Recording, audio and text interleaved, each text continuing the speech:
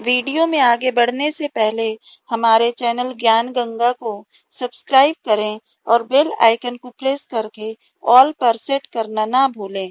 धन्यवाद।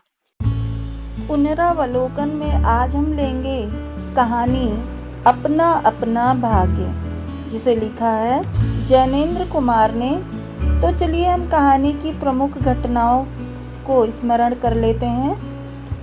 इसमें लेखक अपने मित्र के साथ नैनीताल की किसी सड़क के किनारे बेंच पर बैठा था।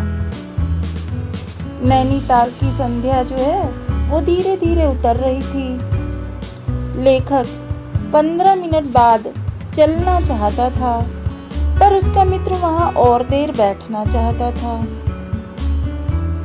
तभी लेखक और उसके मित्र को कुछ ही हाथ की दूरी पर एक लड़का आता हुआ दिखाई दिया।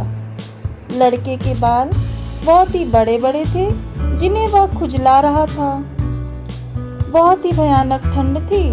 नंगे सिर और नंगे पैर था तथा एक मैली सी पतली कमीज पहने हुए था।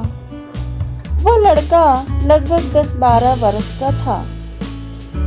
लेखक और उसके मित्र ने उस लड़के से बातचीत की। लड़के ने बताया कि वह एक दुकान पर सोया करता था, पर आज वहां से नौकरी से निकाल दिया गया। उसके माता पिता यहाँ से 15 कोस दूर गांव में रहते हैं, जहाँ से वह भाग आया था, क्योंकि घर में बड़ी भूखमरी थी। किसी को भी ढंग से भोजन नहीं प्राप्त होता था। उसका एक साथी भी था, जिसे साहब ने मारा और वह मर गया। लेखक और उसका मित्र लड़के को अपने एक वकील दोस्त के होटल में ले गए, क्योंकि वकील दोस्त को एक नौकर की आवश्यकता थी, जैसा उसने इन दोनों लोगों को बताया था। वकील साहब ने लड़के को नौकरी पर नहीं रखा, क्योंकि उन्हें लगता था कि पहाड़ी लड़के जो होते हैं वो बड़े ही बदमाश होते हैं, सामान लेकर के चंपत हो जाते हैं। बालक एक और बढ़ कर के कोहरे में गायब हो गया। लेखक के मित्र ने इतनी भयानक शीत में लड़के के पास कम कपड़े होने पर सहानुभूति और चिंता प्रकट की। यह संसार है यार, लेखक ने उसे समझाते हुए लड़के की चिंता छोड़ने और बिस्तर में गर्म होने की सलाह दी। अगले दिन वह लड़का लेखक और उसके मित्र से मिलने होटल डी पब में नहीं आया।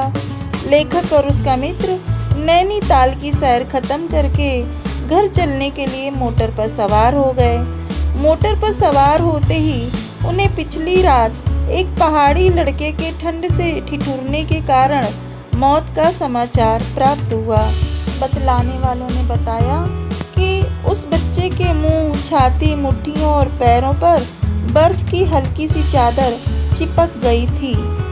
कहानी के पुनरावलोकन के आधार पर मैं कुछ प्रश्न दे रही हूँ, उन्हें करने की कोशिश करिएगा, और अगर ना आए या कोई परेशानी हो तो मुझे ज़रूर बताइएगा कमेंट करके। पहला प्रश्न है, वहाँ काम नहीं, रोटी नहीं, इस कथन द्वारा किस समस्या को व्यक्त किया गया है? दूसरा प्रश्न, मेरे कई भाई बहन हैं, सो भाग आया, इस कथन का आशय स्पष्ट कीजिए। तीसरा प्रश्न, कहानी अपना अपना भाग्य के शीर्षक की सार्थकता को प्रमाणित कीजिए। कहानी में प्रेत गति से आगे बढ़ने की बात की गई है।